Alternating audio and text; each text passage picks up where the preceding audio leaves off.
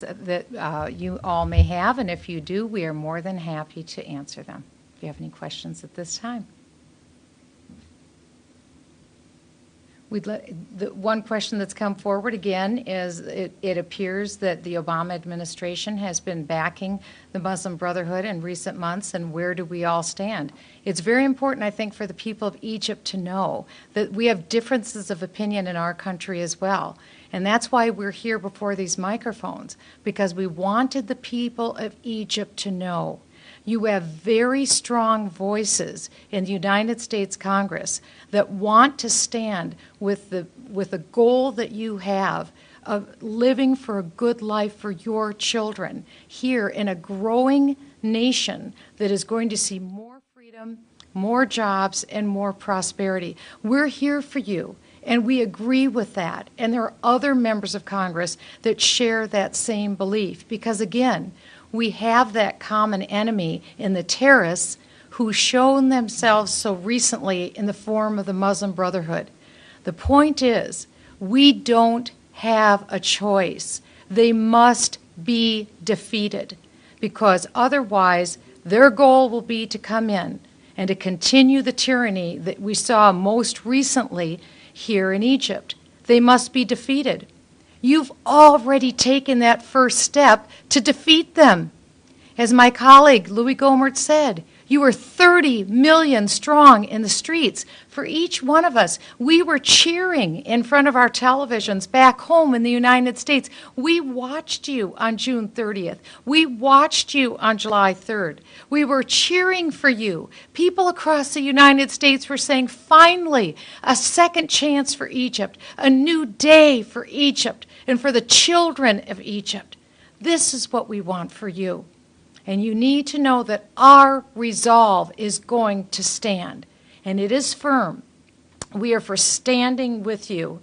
We are for standing with American contributions to your nation so we can help you in your effort to defeat our common enemy, which are the terrorists, known as the Muslim Brotherhood.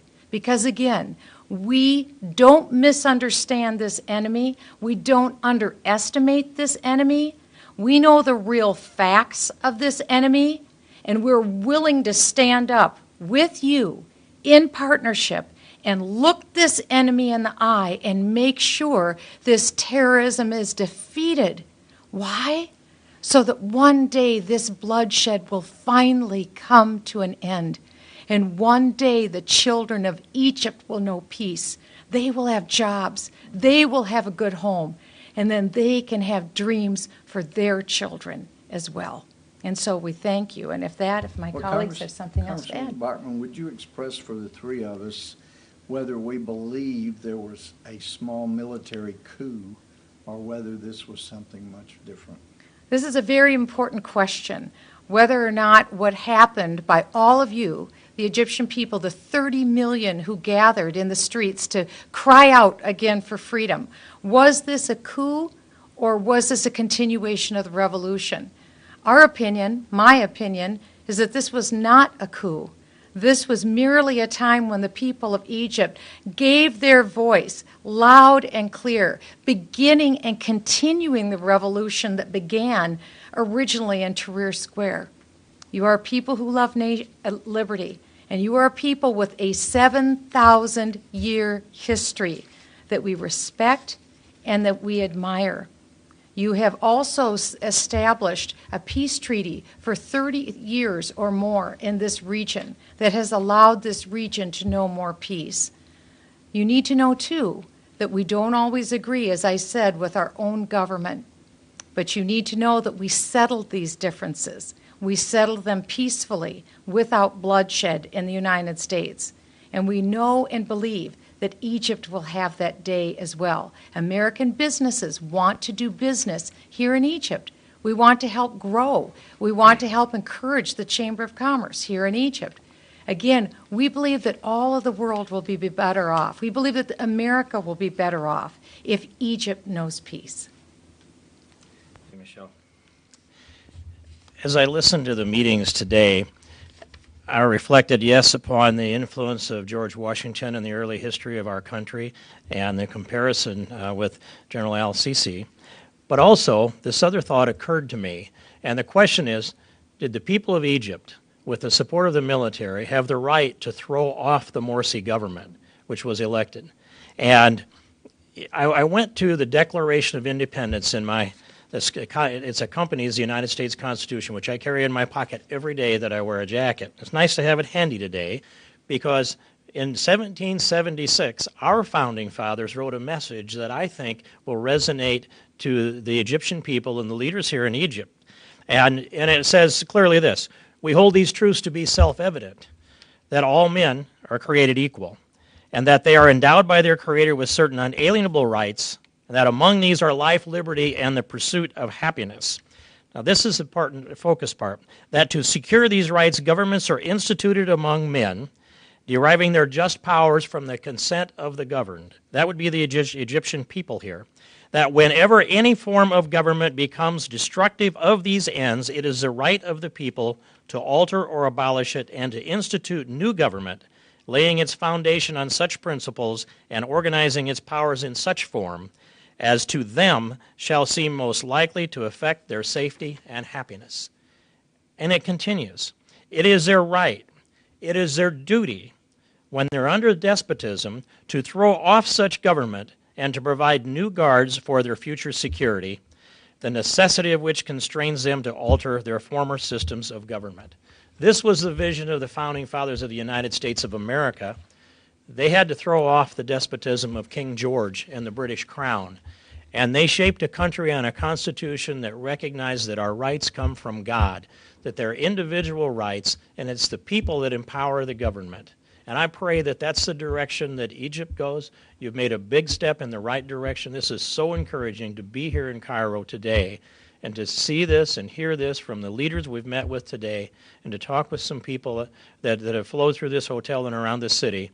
I want to look back on this day and know that it's the day that Egypt took a look and understands that America stands with you. We oppose the Muslim Brotherhood, and even though there may be some actions that come from our federal government that may indicate otherwise, it may also indicate that they don't understand clearly what goes on here in Egypt.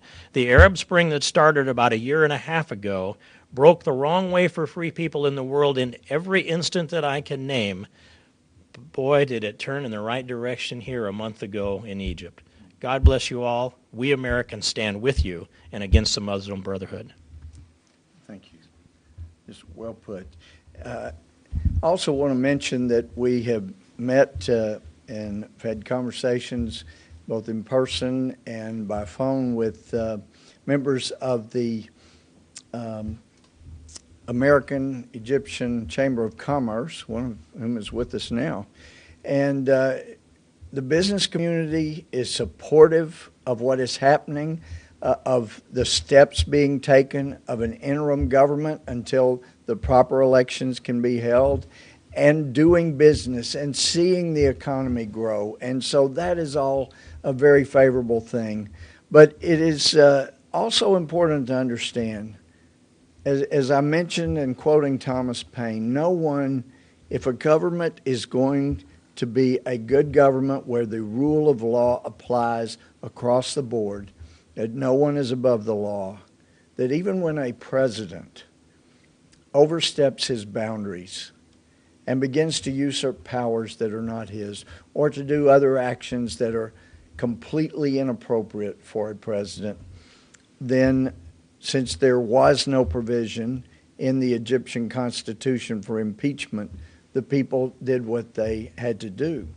But I'd heard indications before of this, and it was confirmed today in one of our meetings that there is evidence, there was evidence at the time former President Morsi was arrested, that he was attempting to take efforts to have General al-Sisi killed. No one has a right to do that without due process of law in their own country. And so proper steps have been taken.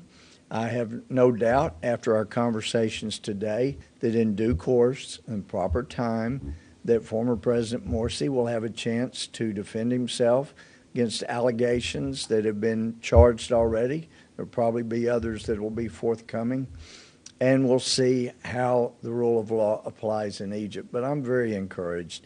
And we just wish the best for the Egyptian people. It's been wonderful being in and traveling around in the countryside today for all the various meetings. And I look forward to being back amongst even better times when there will